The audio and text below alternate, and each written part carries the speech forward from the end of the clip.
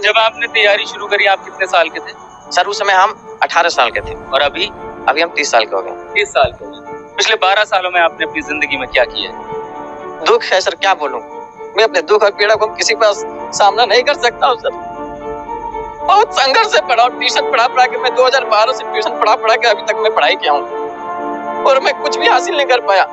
99% लोग इस education trap में आकर अपना फ्यूचर बर्बाद कर देते हैं। जी हाँ दोस्तों, मैं उसी एजुकेशन सिस्टम के बारे में बात कर रहा हूँ जिसको आप और हम बचपन से फॉलो करते आ रहे हैं। तो आज इस वीडियो में डिस्कस करने वाले हैं एजुकेशन सिस्टम के बारे में। वैसे तो ये वीडियो बहुत ही इंटरेस्टिंग होने वाली है, लेकिन इस वीडियो को और ज्यादा इंटरेस्टिंग बनाने के लिए इसको हम 3 चैप्टर में डिवाइड कर रखे हैं। आप जैसे जैसे इन चैप्टर के एंड तक पहुंचेंगे तो आपको समझ में आता जाएगा कि आखिर ये एजुकेशन सिस्टम है क्या और एजुकेशन सिस्टम बनाया किस लिए गया था। तो प्लीज मिस मत करना, ये वीडियो आपके लिए बहुत ही ज्यादा इम्पोर्टेंट होने वाली है। तो बिना टाइम वेस्ट किए स्टार्ट करते हैं चैप्टर नंबर 1 की।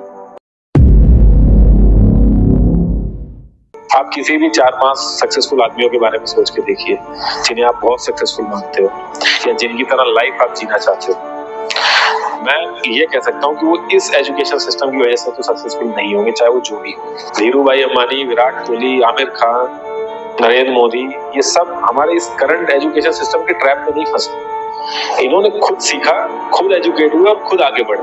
ये बड़े बड़े बिजनेसमैन और क्रिकेटर, चाहे वो धीरू भाई अंबानी रहे हों या विराट कोहली, आखिर इनके सक्सेसफुल होने का रीजन क्या? रीजन यही है कि ये उस ट्रैप में फंसे ही नहीं जिस ट्रैप में आज हम अपने आप को प्राउडली डाल रहे हैं।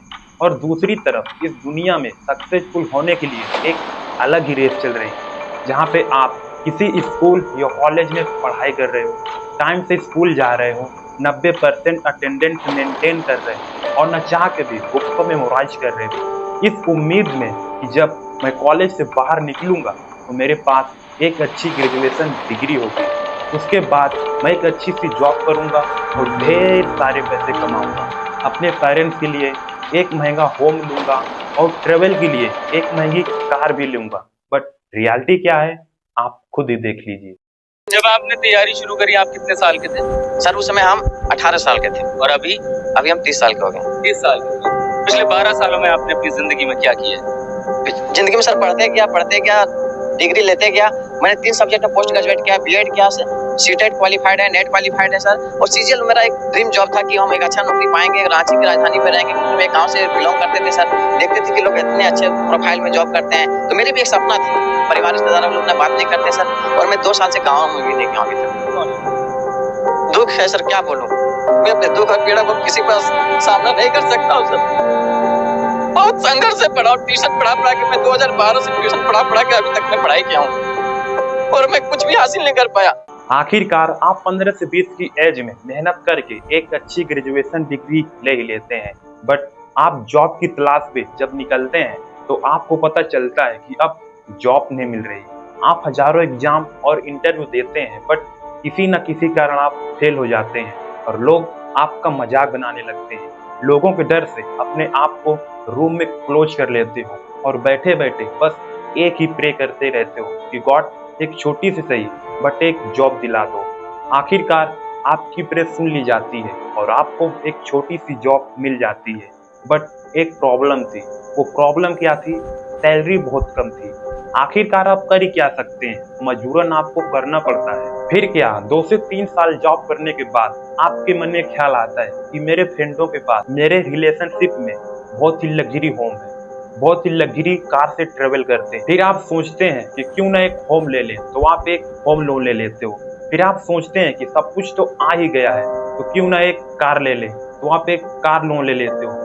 बट धीरे धीरे ना सही आप चारों तरफ से बनते जाते हो, बस अपने बच्चों और वाइफ की जरूरतों को पूरा करने में लग जाते हो। अपने आप को कभी टाइम ही नहीं दे पाते हो कि लाइफ में और कुछ किया जाए। बस रोज का एक ही काम, एक ही इमोशन के साथ घर से ड्यूटी और ड्यूटी से घर, और एक दिन ऐसा आता है कि आप बूढ़े हो जाते हो। और दूसरी तरफ आपके स्कूल का, आपके कॉलेज का, आपके साथ का पढ़ने वाला लड़का अपनी स्कूलिंग के बाद कुछ स्किल पर फोकस करता है और 5 से 6 साल में सक्सेस हो जाता है, अपने हर एक ड्रीम को पूरा करता है, अपने पेरेंट्स के लिए एक महंगा होम लेता है, और ट्रेवल के लिए एक महंगी कार भी लेता है। और आप बैठे बैठे सोच रहे हैं कि शायद मैं अनलकी था, इसलिए अपनी लाइफ में कुछ बड़ा कर नहीं पाया। बट रियलिटी कुछ अलग ही है। जिस एजुकेशन सिस्टम को हम बचपन से फॉलो करते आ रहे हैं, उस एजुकेशन सिस्टम को बनाया इसलिए गया था कि हम फेल हो सके, ना कि एक सक्सेसफुल मैन बन सके। उस एजुकेशन सिस्टम को बनाया इसलिए गया था कि हम एक फैक्ट्री वर्कर बन सके, ना कि एक बिजनेसमैन बन सके। और आप लोग सोच रहे होंगे कि क्या बके जा रहा है, बट गिव मी 5 मिनट, उसके बाद आपको ये एजुकेशन ट्रैप पूरा का पूरा समझ में आ जाएगा। Let me explain.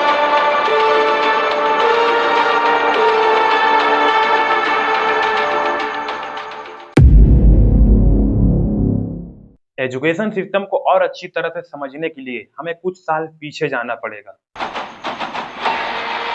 साल होता है 1806। नेपोलियन और प्रशियन के बीच एक वार होता है, जिसमें प्रशियन बेस्ट आर्मी होने के बावजूद भी ये वार हार जाती है। प्रशियन लीडर को समझ नहीं आ रहा कि आखिर ये हो क्या रहा है। बट प्रॉब्लम ये थी कि प्रशियन लीडर की आर्मी अपने ओपिनियन के ऑर्डर को फॉलो नहीं कर रही थी, जिसके जो मनाए बस वो कर रही थी, जिससे ये वार वो हार जाते हैं।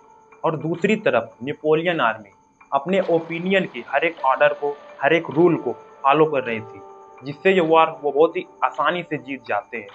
अब प्रशियन लीडर के साथ एक चैलेंज किया जाता है कि अब दोबारा ऐसा नहीं होना चाहिए। बट क्वेश्चन ये है कि वो ऐसा करेंगे क्या जिससे उनकी आर्मी उनके ऑर्डर को फॉलो करे। बहुत ज़्यादा रिसर्च और डिस्कशन करने के बाद आखिर इसका सैल्यूशन मिल ही जाता है।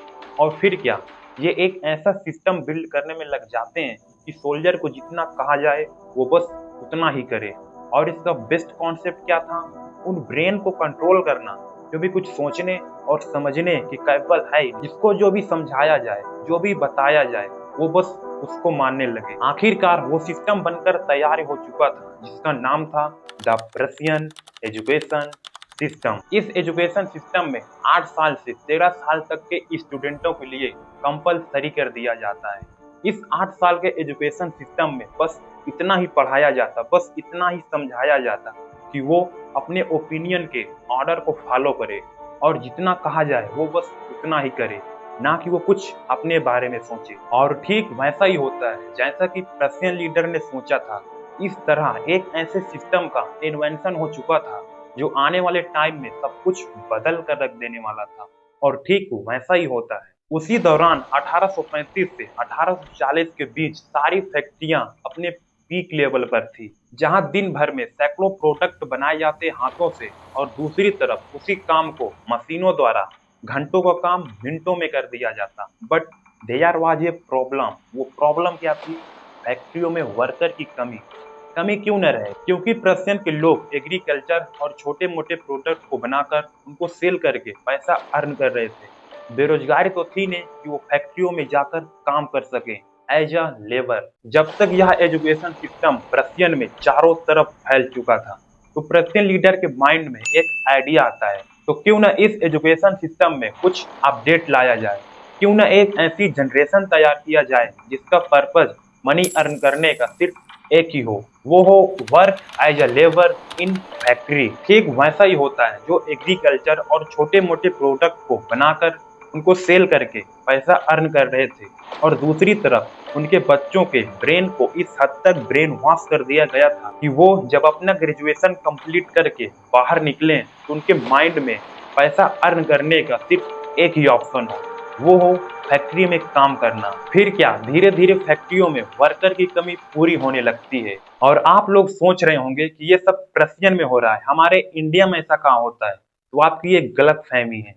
साल होता है 1835। इस टाइम हमारा भारत गुलाम होता है ब्रिटिश के थॉमस बी मकाउले, जिसके बारे में शायद आप पढ़े भी होंगे। ये एक प्रपोजल तैयार करते हैं इंडिया में इंग्लिश एजुकेशन को प्रमोट करने के लिए। और लॉर्ड विलियम बेंटी, जो इस टाइम ईस्ट इंडिया कंपनी के गवर्नर थे, वो इंग्लिश एजुकेशन एक्ट 1835 के थ्रू इस एजुकेशन सिस्टम को पास कर देते हैं। बट एक प्रॉब्लम थी। वो प्रॉब्लम क्या थी?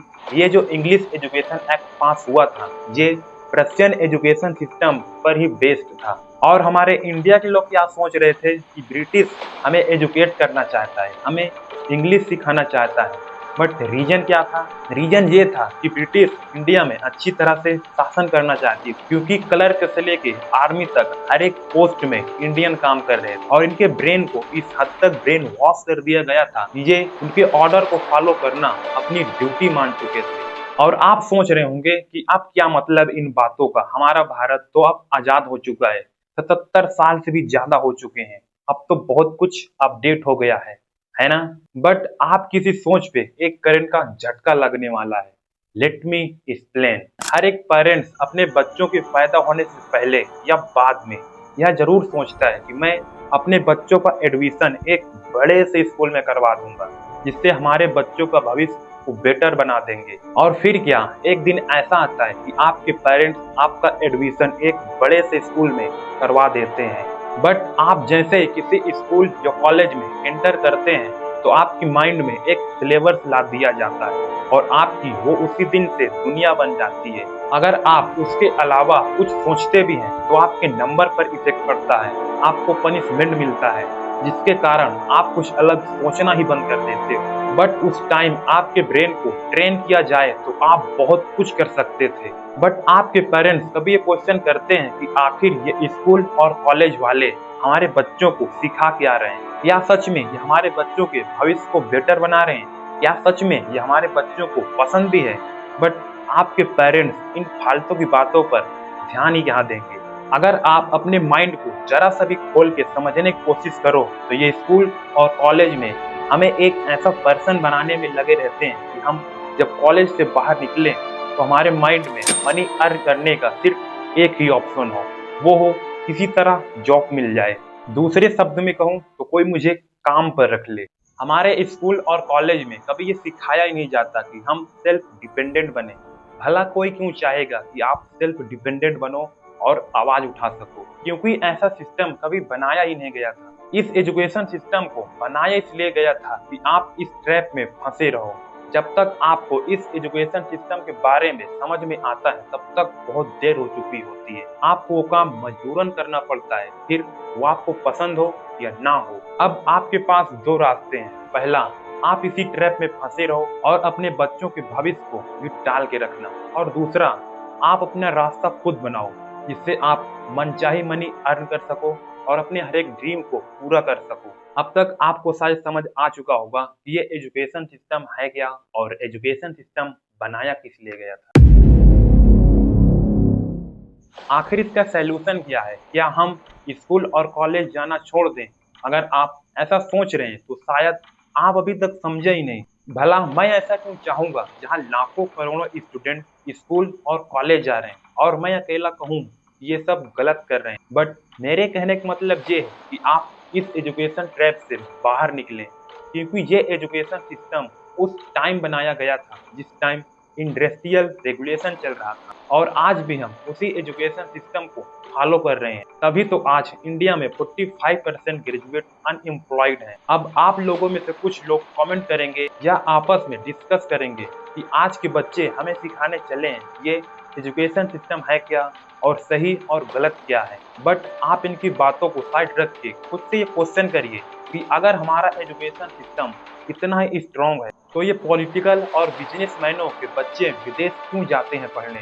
तब तो ये वहाँ पढ़ने नहीं बल्कि हमारे एजुकेशन सिस्टम की वहाँ नाक कटवाने जाते हैं। आई होप यू कि आप अब तक समझ चुके होंगे ये एजुकेशन सिस्टम है क्या और एजुकेशन सिस्टम बनाया किस लिए गया था। शायद आप इस चैनल पर नए हैं तो प्लीज हमारे चैनल को सब्सक्राइब करें, क्योंकि मैं अभी ये न्यू चैनल क्रिएट किया है। तो थैंक यू सो मच इस वीडियो को लास्ट तक देखने के लिए, और मैं मिलता हूँ आपसे बहुत ही जल्द अगली वीडियो में। जब तक के लिए जय हिंद।